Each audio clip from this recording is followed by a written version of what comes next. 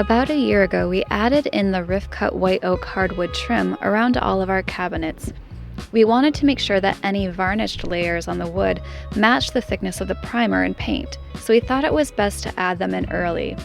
Unfortunately, we noticed while replacing the painter's tape that some of the previous rounds of priming had bled through onto the wood. Matt was able to carefully sand that off, but we realized that before we could move further in the painting process, we needed to do something to protect our hardwood trim from further damage. To be able to work on just the wood alone, we gave it a wipe down with denatured alcohol to clear off any dust, and then taped the outer edges. They need to be very precise lines, so it was a time-consuming project.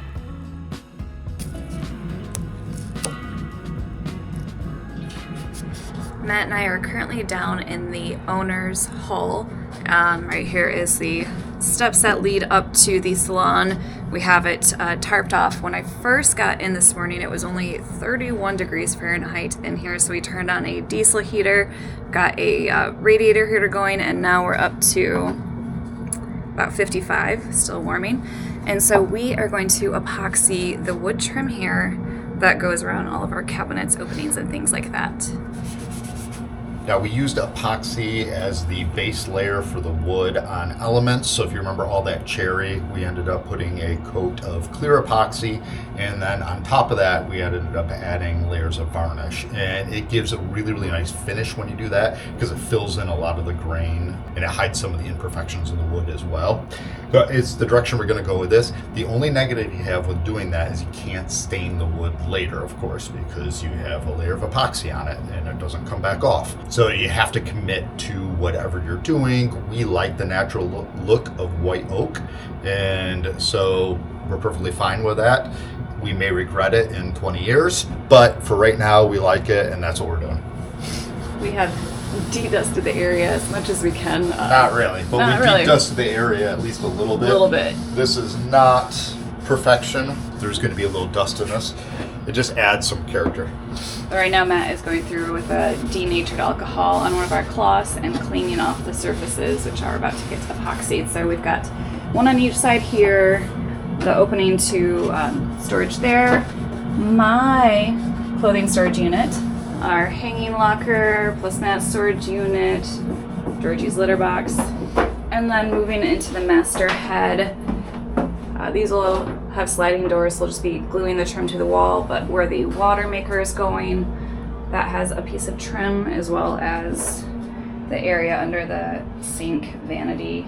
So just a few areas to hit and kind of test this out before we go across the rest of the boat, even though there's no changing it if we don't like it.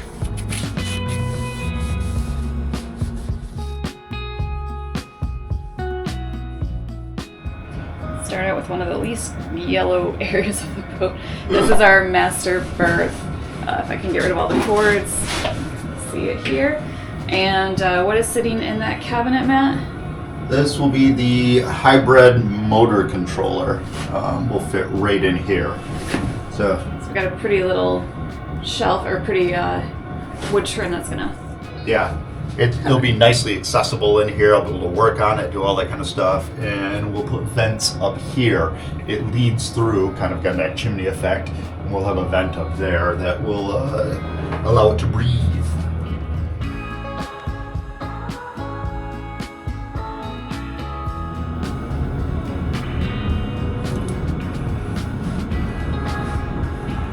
Nice. Let's see. Covered. There.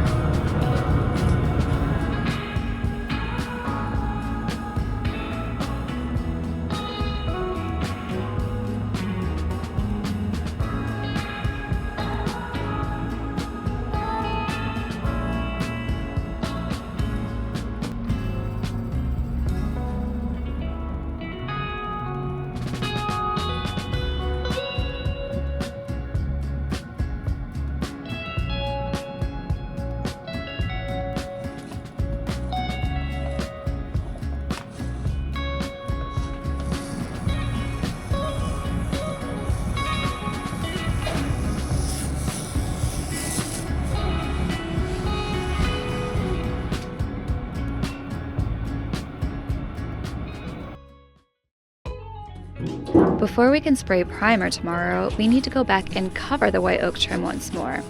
For the edges, we're using vinyl tape. Its strong adhesive ensures a tight seal, but the real advantage is how easily it peels off without leaving any residue behind. For the inner areas, a few strips of 1-inch blue painter's tape covers any exposed surfaces from overspray. This should be a tight new seal without the worry of primer bleeding through again. While I was busy doing this, Matt hit the rounded edges with a longboard, blending from one side to the next.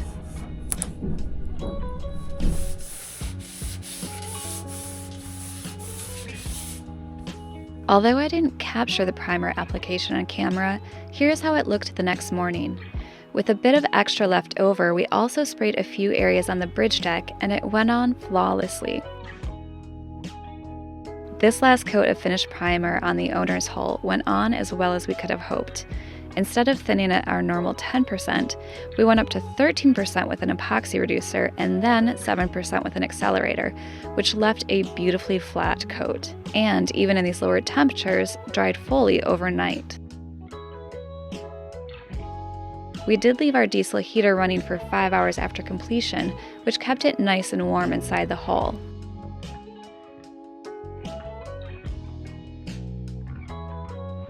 This is where we're going to put most of our focus over the next few days because we want to get actual paint in these areas. It's going to be high gloss, which is as it comes out of the can. We've had that.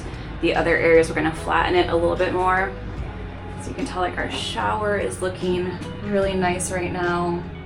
There were just a few runs from where there was too much pressure coming out of the gun, but they should sand easily down. So what I am tasked with doing right now is I'm going to take our Dicom that's mixed in the denatured alcohol and just kind of make a line running through these coves at the seams, doing a very light sand, making sure that it all comes off when I sand it. And then Matt's going to go through the flat areas here with our DA sander at 320 grit.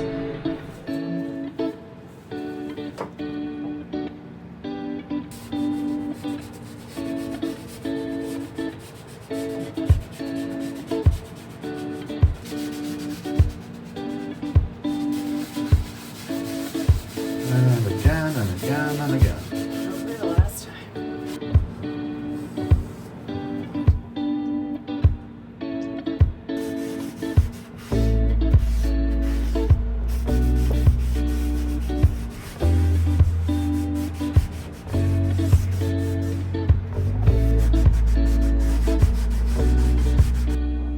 Since my job was to do the coves before Matt tackled the flat surfaces, I grabbed a roll of our 320 grit sticky back sandpaper and placed it over a foam sanding block, which we had cut to the same radius as our coves. Attacking the inner areas, my goal was to work about 2 inches out, where Matt could then go in with the dual action sander.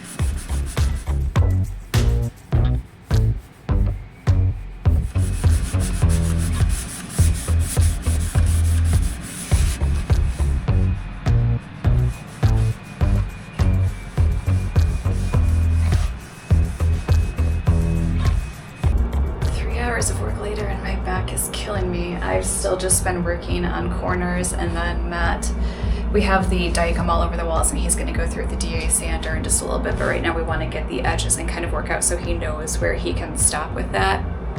My focus right now is in the shower area near the pan, and it's all coming off pretty well. I'm not going too hard so you can still see some spots in here, but then once Matt puts the Dicom on all this, he knows he can go up 2 inches past this line here. Although it looks like a few spots just here. Don't want to dig too hard, but they still have that Dicom, which means they'll probably need to get filled. It's looking like there's a few areas that are going to have to be spot treated, either with just another coat of the primer, like the ones right in here, the deeper ones might need a little bit of epoxy filler, and then we can prime them. So I'm not quite ready for paint yet, but we'll keep working at this. But right now I'm gonna go stretch my back and get a cup of mushroom coffee.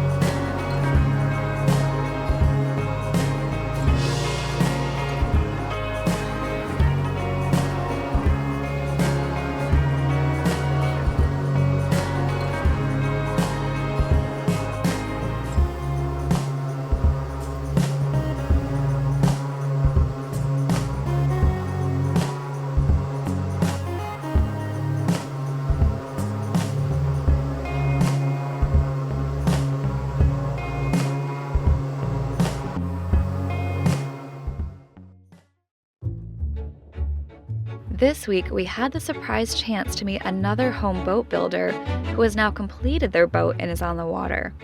A lot of our followers have already made the visit to this channel, but in case you didn't know, this is Steve from Acorn to Arabella.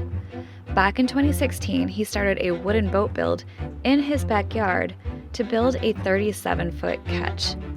Launching last summer in Buzzards Bay, Massachusetts, he is now on his way south for the winter and stopped in Annapolis to wait out a storm that just passed through. We were able to meet up with him and Robin for coffee, and afterwards took a tour of Arabella and sat down to ask him a few questions. What inspired you to begin building a wooden ketch from scratch, and how did you choose the name Arabella for your boat? Ooh, all right. So Arabella, I just like the name of it, and there's so much kind of history that goes into the rest of the build and stuff that I felt like the name could kind of just be a name. So there's not much there other than I like it.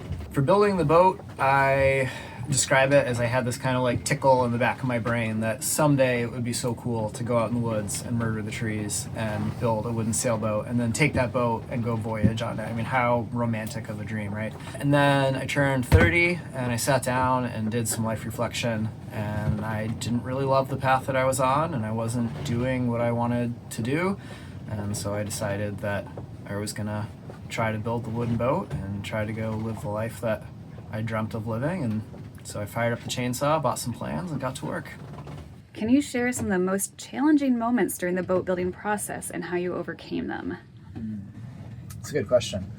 Lofting was really challenging. Having never built a boat and working off old plans from the 1930s and 50s and trying to draw that full scale was probably one of the more difficult mental exercises that I've ever had to do, and getting it wrong and erasing the lines and drawing them again and again and again, and ultimately doing many miles worth of lines that are accurate down to a 1/16 of an inch was just time consuming and incredibly frustrating, but I just kept picking away at it. And I think planking the boat was similar. It was a challenging process and very slow going, but it was really just sticking with it and keep trying to eat that elephant every day, as they say.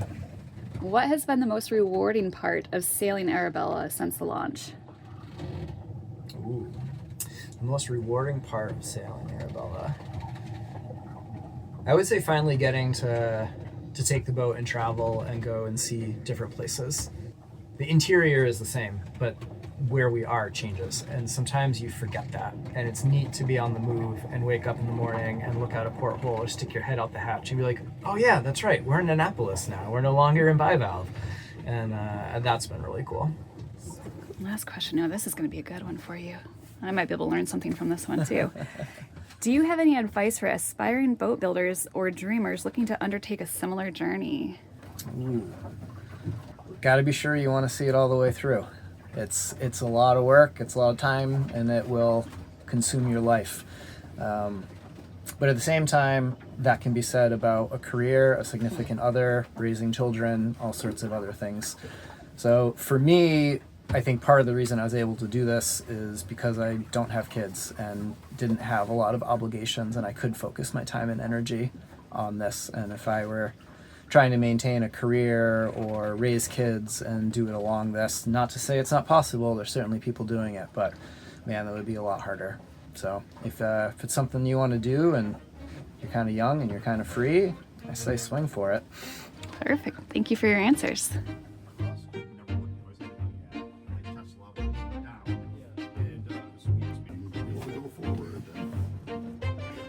He was making himself a little bit in there. If you haven't seen his channel yet, make sure to head on over and check it out. What Steve and his crew have built is nothing short of extraordinary, a true testament to dedication, craftsmanship, and perseverance. We wish them nothing but smooth seas and unforgettable adventures on their journeys.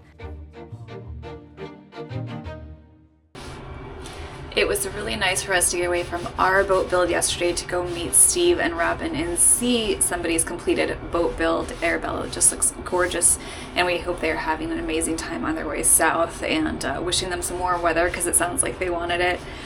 But now getting back to our boat, there is still so much to be done here, but our next big focus is in the master head here. We want to get this painted in the next few days.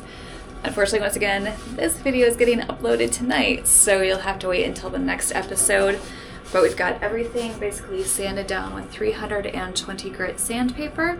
Yep, all of the runs, any of the runs that we had before came out easily. So Matt's just going over some of like the corners, the more detailed areas right now.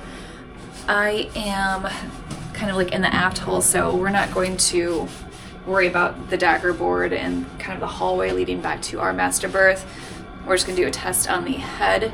So yeah, just a bit more sanding. So much cleaning is gonna have to happen, just like wash downs and vacuumings and clearing absolutely everything out. So I'll have to spend at least a full day doing that, taping back up that wood trim, but we are getting much closer, and pretty soon this is going to be a brilliant, shiny white. So that should be in our next episode. Whether that's going to be in 1 week or 2, we're not positive, but make sure to stay tuned because we're finally making some progress.